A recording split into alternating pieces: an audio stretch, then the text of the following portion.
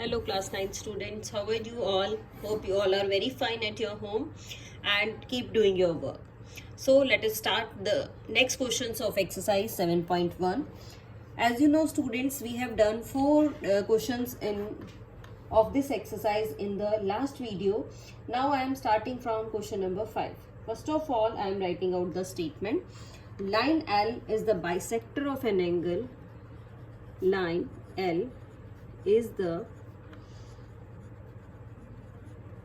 bisector of an angle. What is the angle here? Angle A, and B is any point, और B कोई भी point है on L, L के ऊपर. फिर आगे कह रहा है आपको BP and PQ. BP और BQ क्या है? Are perpendiculars. Are perpendiculars from B. B से perpendicular है to the arms angle A. To the arms angle A. Then show that. What you have to show that the first part is triangle APB is congruent to triangle. किसके congruent proof करनी है? AQB. AQB. The second part में क्या कहना चाहता है? Second में कह रहा है BP is equal to BQ, और B is equidistant. क्या है? B क्या है? Equidistant from the arms of angle A. B angle A के आर्म से equal distance पे है. तो फर्स्ट ऑफ ऑल बेटा फिगर बनाते हैं. किस टाइप की फिगर है? L is a line. आपको कह रहा है कि L एक लाइन है. is the bisector of angle A. इस तरह से आपके पास एंगल A दिया हुआ है. देखिए, this is point A, so this is angle A. और L is, ये एंगल A है पूरा, और L is एंगल A का bisector. So this line L is the bisector of angle E. Okay. Now what is the question? B is any point on L. अब इस L के ऊपर कोई भी एक हमने B पॉइंट ले लिया है. BP and BQ are perpendiculars from B. अब ये दोनों क्या है? परपेंडिकुलर्स हैं B से, यानी कि एक परपेंडिकुलर तो ये आ गया है BP, and in the same way BQ is also the perpendicular on the arms of A. अब ये A एंगल की आर्म्स हो गई हैं, इन पे परपेंडिकुलर है. What you have to prove? You have to prove that triangle ABP is congruent to triangle AQB and BP is equal to BQ. ये आपको प्रूव करना है बेटा इस क्वेश्चन में. Now let us start the solution of this. तो आप यही दो ट्राइंगल्स ले लीजिए. In triangle ABP and triangle AQB, हमने यही दोनों ट्राइंगल्स ले ली हैं. देखिए, इन दोनों ट्राइंगल्स में आप क्या क्या लिख सकते हैं. हमने लिखा है इन दोनों ट्राइंगल्स में सबसे पहले लिखा कि angle BAP is equal to angle BAQ. Reason क्या देंगे आप?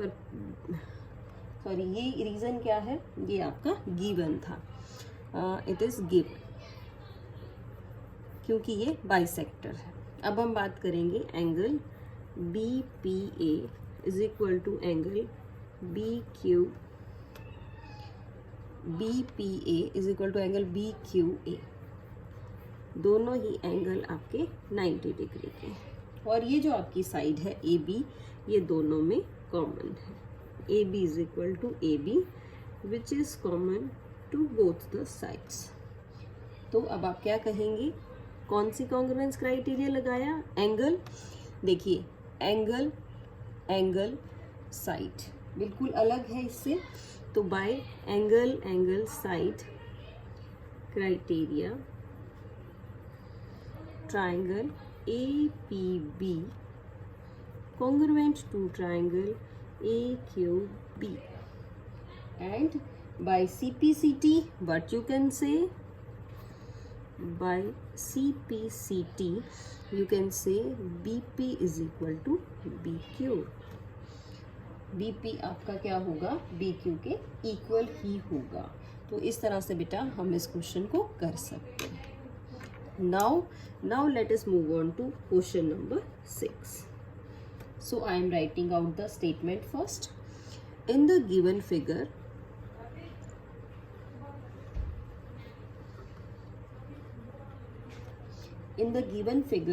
AC is equal to AE. AC AE के इक्वल है. AB is equal to AD. AB आपका AD के इक्वल है. And angle BAD is equal to angle EAC. ये दोनों एंगल्स भी आपके इक्वल हैं. Then show that, आपको प्रूव करना है. क्या प्रूव करना है? BC is equal to DE.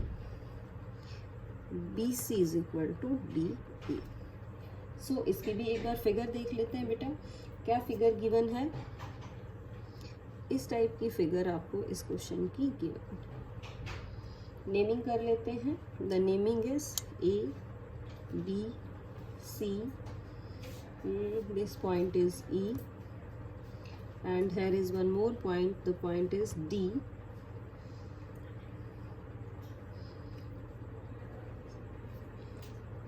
This D point is there, and we will meet A to C also. So let us see which one is given to you. देखिए, AC is equal to AE. ये जो आपकी AC side है ये इस AE के equal है. AB is equal to AD. AB आपकी इस AD के equal. Angle BAD is equal to EAC. देखो angle BAD is equal to EAC इस एंगल के इक्वल है. ये आपको गिवन है क्वेश्चन में और आपको शो करना है. सो देखिए बेटा कैसे करेंगे. आप जो एंगल गिवन है वो लिख लीजिए. BAD एंगल EAC के इक्वल गिवन है. अब मैं क्या कर रही हूँ, इन दोनों ही एंगल्स में ये बीच वाला एंगल DAC ऐड कर रही हूँ. मैंने लिखा है adding angle DAC to both sides. देखियो ऐड करने से क्या फायदा होगा देखते हैं. DAC और इस साइड भी EAC plus DAC.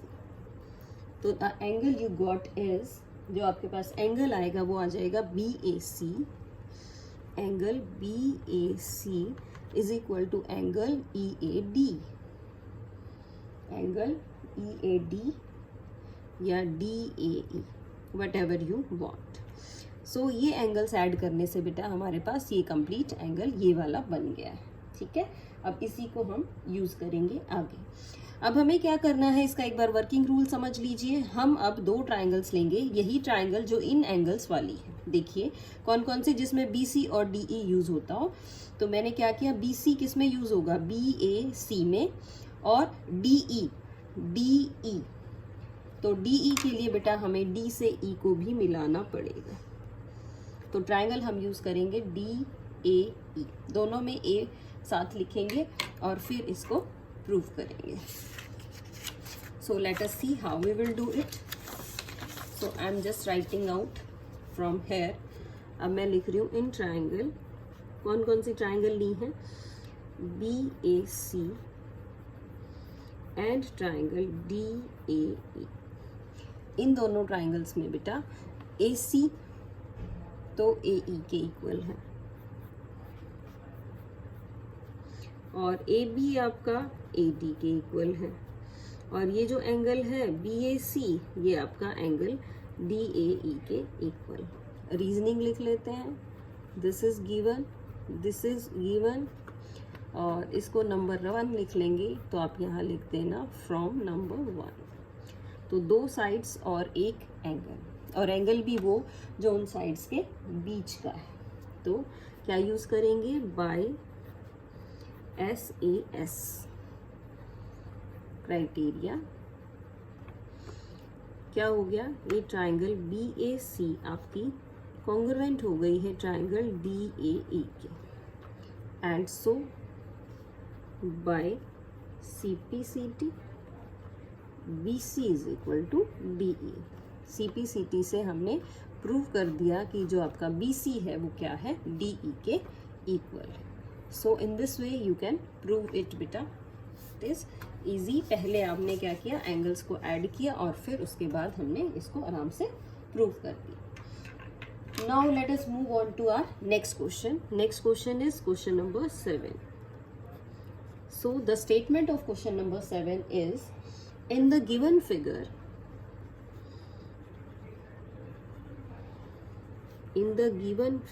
given figure में क्या है, C is the midpoint of AB.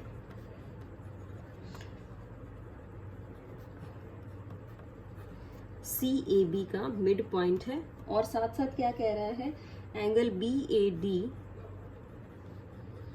Is equal to angle ABE और angle ECA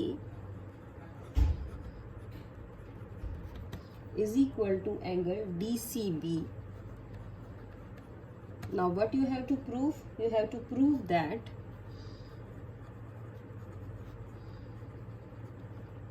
the first part is triangle DAC is equal to, triangle DAC is congruent to triangle EBC, and the second part is DA is equal to EB. आपको ये दोनों चीजें prove करनी है कि DA इसका किसके इक्वल होगा, EB के इक्वल होगा। First of all let us make the figure of this question also. The figure is बेटा, this is a line given to you. तो लाइन क्या है वो हम एक बार देख लेते हैं। जो लाइन आपको क्वेश्चन में गिवन है या जो फिगर आपको गिवन है वो किस टाइप की फिगर है। ये AB लाइन है, इसके बीच में ये एक C पॉइंट। अब C पॉइंट से एक लाइन ड्रॉ कर रखी है ऊपर की तरफ और इस पॉइंट का नेम है E। अब इस E को B से ज्वाइन कर रखा है आपका इस तरह से, और A से एक पॉइंट लिया हुआ है D, like this is point D, and D point को भी C से मीट कर रखा है इन this way. This is the figure of this question. Okay, let us name the angles also beta. This is angle 1, you can say, this is 3, this is angle 2, and I have written the name of these angles as number 4 and number 5. So these are the main angles given in this question. Now we have to prove all this. So let us start proving the question. First of all, what I want to say that angle 1 is equal to angle 2। देखिए angle 1 और angle 2 कौन सा angle है, इस पे हम ध्यान देंगे कि एंगल 1 आपका एंगल 2 के इक्वल है या नहीं। ओके, एंगल 1 और एंगल 2, चलिए हम इसका नंबर 2 रख लेते हैं बेटा। This is number 2 and this is number 3। Okay, I have change the sequence of the numbers. So what I can say, I am saying angle 1 is equal to angle 2 which is given. देखिए क्या given था, angle BAD, angle BAD, ये angle नहीं है, ECA number 1 and DCB this is number 2। So angle 1 is equal to angle 2। अब हम क्या कर रहे हैं बेटा, ये नंबर 3 दोनों में ऐड कर लेते हैं। Adding angle 3 to both sides. क्यों कर रहे हैं, ताकि उस ट्रायंगल के एंगल्स आ जाएं जिसकी आपको रिक्वायरमेंट है, इसीलिए हम इनको ऐड करना चाहते हैं। सो देखिए किस तरह से करेंगे, हम इसको ऐड करके लिखेंगे तो हमारे पास क्या आएगा, हमारे पास आएगा angle 1 plus angle 3 is equal to angle 2 plus angle 3। Now 1 plus 3 is angle, क्या एंगल बन जाएगा, ये बन गया आपका ACD is equal to angle BCE। ACD angle आपका BCD के इक्वल आ गया। चलिए अब हम लिखते हैं AC is equal to BC, या हम पहले ट्राइंगल्स ले लेते हैं। इन ट्राइंगल्स कौन कौन सी ट्रायंगल लेनी है? मैंने एक ट्रायंगल लेनी है DAC, देखिए DAC, और एक ट्रायंगल लेंगे EBC। हाँ जी, एक तो ये एंगल जो ऊपर लिखा हुआ है ये इसी ट्रायंगल के एंगल्स हैं, आप लिख दीजिए फ्रॉम नंबर 1। और इसके अलावा क्या है, C is the mid point, C mid point था बेटा, तो जितना आपका AC होगा उतना ही BC भी होगा गिवन। क्या है ये भी हमारा गिवन में आता है। और साथ साथ और देखिए angle BAD is equal to angle ABE, means angle 4 is equal to angle 5, ये भी क्या है, ये भी हमें गिवन है। ओके देन हम क्या कहेंगे अब कि हमारी जो ट्राइंगल्स हैं बाय, देखिए दो एंगल्स और उन्हीं के बीच की साइड्स, यानी हमने एंगल 1 और 4 यूज़ किया है और इन्हीं के बीच की साइड भी ली है, तो एंगल साइड एंगल क्राइटेरिया से ये जो दो ट्राइंगल्स हैं ये कॉन्ग्रुएंट हो गई है।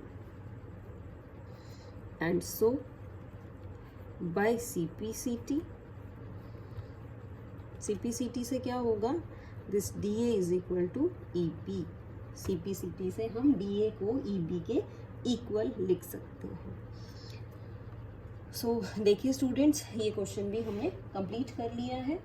Now we are left with only one question which is question number 8 of this exercise. So we will continue it in the next video. Till then, stay home, stay safe and enjoy learning. Thank you so much.